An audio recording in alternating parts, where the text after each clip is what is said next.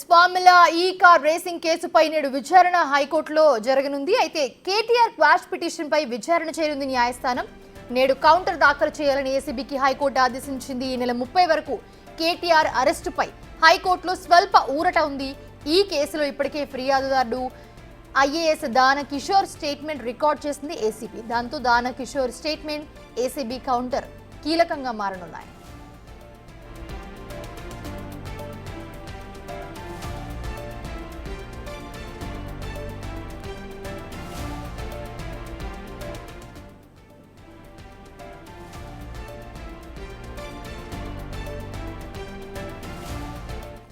ఇదే అంశానికి సంబంధించి మరిన్ని అప్డేట్స్ అందించడానికి మా ప్రతినిధి సురేష్ జాయిన్ అవుతున్నారు లైవ్ లో. సురేష్, ప్రస్తుతం చూస్తున్నాము ఈ కార్ రేస్ కి సంబంధించి ఉచ్చు బిగుస్తూ ఉంది. సో దాన కిషోర్ స్టేట్మెంట్ కీలకంగా మారనుందని చెప్పుకోవచ్చా? ఖచ్చితంగా, ఎందుకంటే ఫిర్యాదులో కొన్ని అంశాలు మాత్రమే మెన్షన్ చేశారు. కానీ దానకిషోర్ స్టేట్మెంట్లో అసలు ఈ రేస్కి సంబంధించి అగ్రిమెంట్లు ఎట్లా జరిగాయి, అమౌంట్ ఎలా చెల్లింపులు చేశారు, ఏ బ్యాంక్ నుంచి ఏ బ్యాంక్కి అమౌంట్ వెళ్ళింది, ఈ సంతకాలు ఎవరెవరు అధికారులు చేశారు, వీటికి సంబంధించి పూర్తి స్టేట్మెంట్ను ఏసీబీ రికార్డ్ చేసింది. ప్రస్తుతం హైకోర్టుకి ఈరోజు కౌంటర్ రూపంలో ఏసీబీ కూడా దాఖలు చేయనుంది. ఎందుకంటే హైకోర్టు కేటీఆర్ పిటిషన్, క్వాష్ పిటిషన్పై విచారణ సమయంలో ఏసీబీ కౌంటర్ దాఖలు చేయాలని చెప్పేసి కూడా ఆదేశించడంతో ఈరోజు కౌంటర్ దాఖలు చేసిన తర్వాత హైకోర్టులో విచారణ కూడా జరిగే అవకాశం కనబడుతుంది. అయితే ఏసీబీ ఒకవైపు ఈ కేసుకు సంబంధించి ప్రైమరీ ఇన్ఫర్మేషన్ అంతా కూడా తెప్పించుకొని ఇప్పటికే పరిశీలించడం జరిగింది. మొదటి సెషన్లో రేస్కి సంబంధించిన ఏర్పాట్లు కావచ్చు, ఖర్చులు ఎవరు పెట్టారు, స్పాన్సర్స్ ఎవరు వచ్చారు, ఈ అగ్రిమెంట్లు ఏ విధంగా జరిగాయి, తర్వాత రెండో విడతకు సంబంధించి రేసింగ్కి సంబంధించిన ఎంఈఓ ఎందుకు క్యాన్సిల్ అయింది, ఆ తర్వాత హెచ్ఎండి ఎందుకు ముందుకు వచ్చింది, ఎవరు ఆదేశాల మేరకు ముందే డబ్బులు చెల్లించారు. ఇక్కడ కీలకమైన అంశం ఏంటంటే అగ్రిమెంటు, మొదటి ఎంఈఓకి సంబంధించి అగ్రిమెంట్ పూర్తయిన తర్వాత రెండో రేస్కు సంబంధించి, సెషన్స్కి సంబంధించి అగ్రిమెంట్ కాకముందే నిధులు విదేశీ కంపెనీకి బదలాయించారు. అది కేటీఆర్ చెప్తేనే చేశామని చెప్పేసి హెచ్ఎండిఏ అధికారులు, ఇటు అరవింద్ కుమార్, ఐఏఎస్ అరవింద్ కుమార్ కూడా చెప్పినట్టు తెలుస్తుంది. దీనికి సంబంధించే ఈరోజు లేదా రేపు అరవింద్ కుమార్తో పాటు బిఎల్ఎన్ రెడ్డికి కూడా నోటీసులు ఇచ్చి ముందుగా వారిద్దరు స్టేట్మెంట్ రికార్డ్ చేసిన తర్వాతే కేటీఆర్కు నోటీసులు ఇచ్చి విచారణకు పిలిచే అవకాశం ఉంది. ఎందుకంటే కోర్టు విచారణ సందర్భంలో ఎఫ్ఐఆర్ అయ్యింది. మరుసటి రోజే కేటీఆర్ క్వాష్ పిటిషన్ దాఖలు చేశారు. ఇప్పుడు ఇన్వెస్టిగేషన్ ఇంకా స్టార్ట్ చేయలేదు అని చెప్పేసి కూడా అక్కడ ఏసీబీ వాదనలు వినిపించడం జరిగింది సీనియర్ కౌన్సిల్. ఇప్పుడు పూర్తిగా, ఎందుకంటే హైకోర్టు డైరెక్షన్ ప్రకారం పూర్తిగా ఆధారాలు సేకరించి కేటీఆర్ని పిలిచి ప్రశ్నల వర్షం కురిపించే అవకాశం కనబడుతుంది.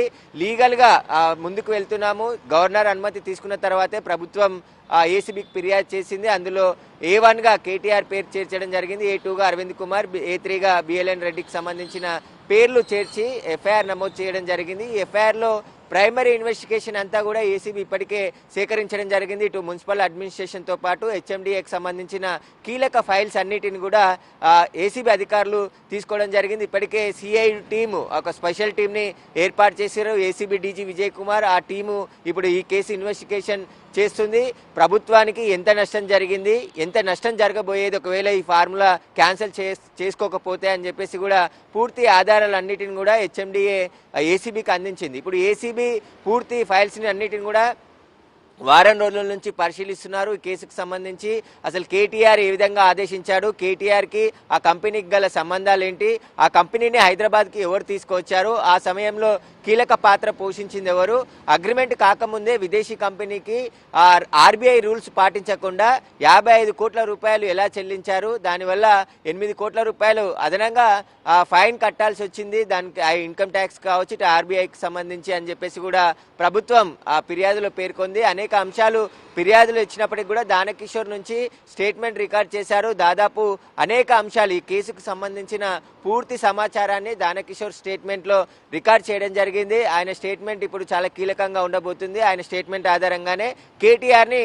ప్రశ్నించే అవకాశం కనబడుతుంది. ఇక కేటీఆర్కు ఈ నెల 30 వరకు అరెస్ట్ చేయొద్దని స్వల్ప ఊరట మాత్రమే హైకోర్టు ఇచ్చింది. కాబట్టి క్వాష్ పిటిషన్ని క్వాష్ చేయలేదు, విచారణ ఈరోజు చేస్తామని చెప్పారు. కాబట్టి ఈరోజు ఒకవేళ హైకోర్టు పనిదినం ఉంటే ఖచ్చితంగా హైకోర్టులో విచారణ జరిగే అవకాశం కనబడుతుంది. ఏసీబీ కౌంటర్తో పాటు ఇటు కేటీఆర్ న్యాయవాదులు కూడా కౌంటర్ దాఖలు చేయాలని చెప్పేసి ఆదేశించింది. కాబట్టి రెండు కౌంటర్లపై పూర్తి విచారణ జరిపిన తర్వాత ఏసీబీ ఎలాంటి హైకోర్టు ఎలాంటి ఉత్తర్వులు ఇస్తుంది అనేది కూడా హైకోర్టు విచారణ తర్వాత తెలిసే అవకాశం ఉంది. ఇక ఏసీబీ తన పని తాను చేసుకుంటూ పోతుంది.